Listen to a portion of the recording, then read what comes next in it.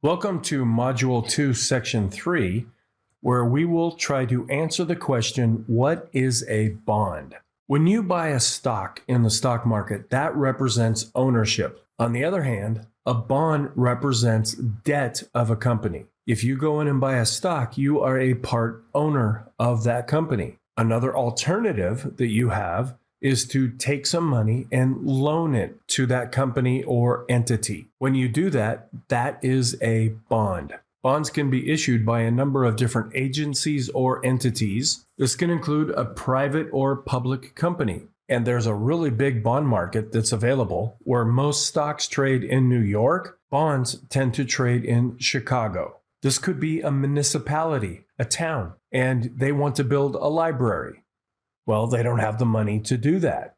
So they may float a bond issue, put feelers out there to see, are people interested in paying some money to build a library? If the people come back and vote yes, then they may issue bonds, which is loaning the money to build that library. And then over a period of time, that money is paid back to the people that initially loaned the money. It could be to a state or federal agency, such as Fannie Mae or Freddie Mac. Each state may float a bond to build a bridge or to build a highway or to build a park system. On the federal level, Fannie Mae and Freddie Mac have to do with mortgages. It could be the federal government, and this is also called sovereign debt.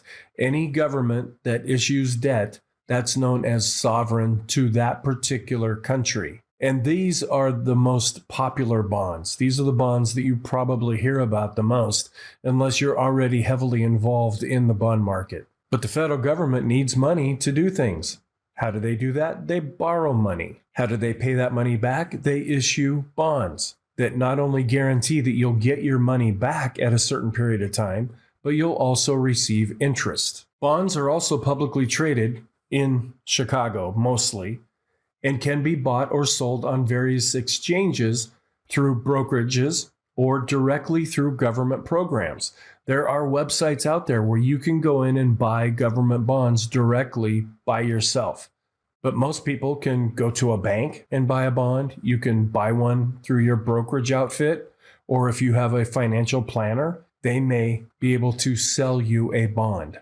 So how do bonds work? An entity, whether it's a city, the state, a government, or a company, they need to raise money for some particular purpose. They may want to build a factory, and they may not have the money to build that factory. Or if they do have the money, they may want to keep that money for other uses, and so they borrow money in order to build something. You could use it to build a library, as I talked about a minute ago. You could use it to improve the roads or to buy another company.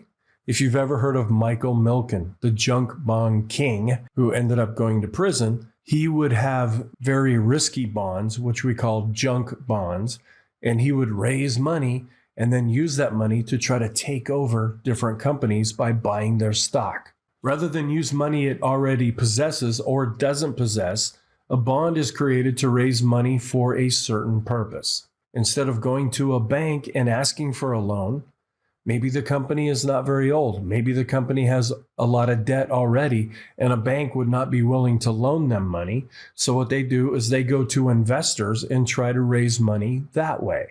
Whenever a bond is created, that is called the primary market. That's when a bond is born. If you want to get into a bond or get out of a bond that you own and it already exists, that is traded in the secondary market. And as I said before, that mostly happens in Chicago. So why would people want to even invest in bonds in the first place? In return for loaning money for a specific period of time, the lender will receive interest. This is what a lot of people do with their portfolios during their lives. They might use the stock market to build up wealth, and then when they're getting ready to retire, they take it out of the stock market and put it into the bond market and then use the interest as income. Typically, the interest rate is established when the bond is created and stays the same as long as the bond exists. Now, there are differences to this. There are inflation-based bonds that go up and down with inflation. And if inflation really goes up, the interest rate that you get goes up as well.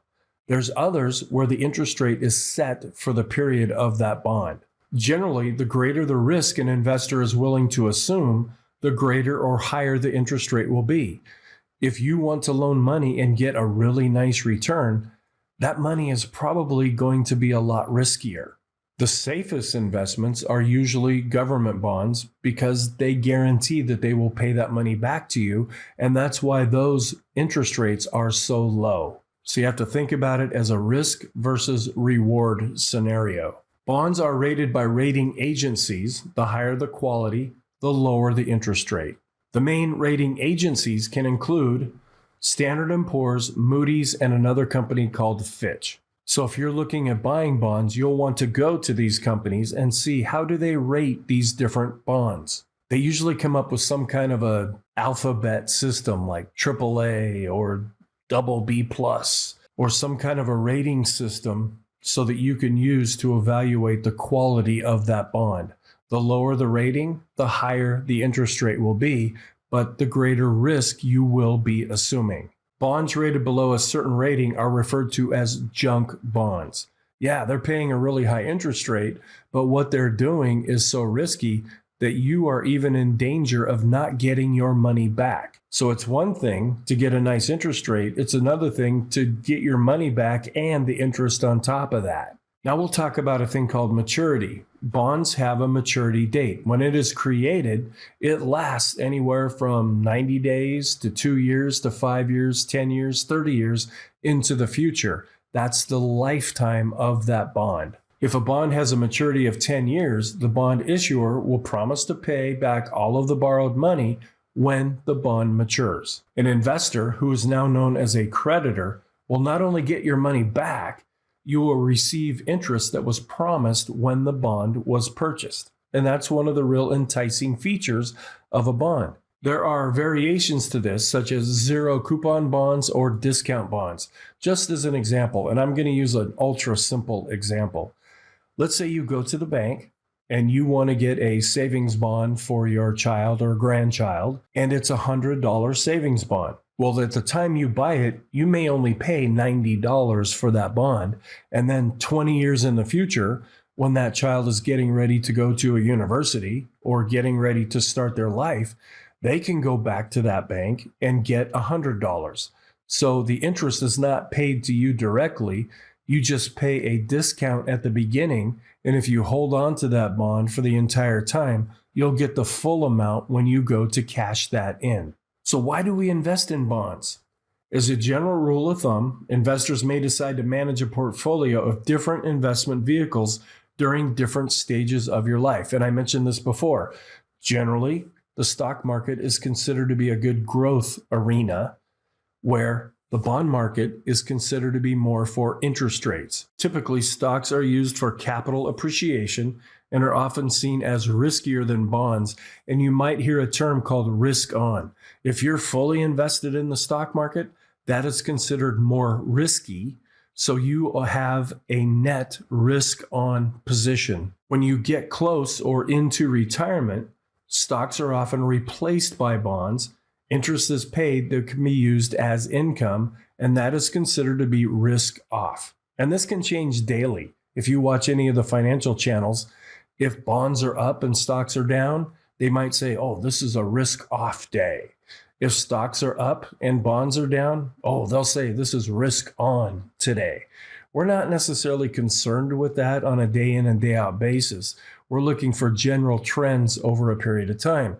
As I record this in the fall of 2021, we are in an environment where stocks are much more attractive now than bonds. Interest rates are very, very low. And in fact, if you compare it to inflation, you're losing money. Where the stock market is at or near all-time highs, and you're seeing a lot of good capital gains. People need to have some kind of a good return where they feel that they'll get better returns on that capital. Well, that's also considered more risky. And if we really see the stock market turn and start to go down, what's going to help fuel that decline is people taking their money out of the stock market and putting it back into the bond market. Interest payments are different than dividends. In the last section, I talked about if you own stock, whether it's common or preferred stock, you may get to enjoy some of the profits of that company. They might pay you every quarter, every 6 months, maybe once a year. And a lot of people really like that. That is a form of income. Bonds pay interest. And even though you're receiving income, they are treated differently from a tax purpose and for how you should view them. There are some risks when we're talking about bonds. There's a risk of default. Can they even pay the interest that they promised you, or can they pay you your money back? Bonds can also have a default risk, which means what they tried to do didn't work out and they may not be able to pay you. When a bond is issued, there is a risk that the issuer will not be able to pay the amount that you borrowed, or in this case, the bond holder. So that's one reason why a lower rated bond is more risky. What's the ability of this entity to actually pay you back? There's also a risk that they may not even be able to pay you the interest payments.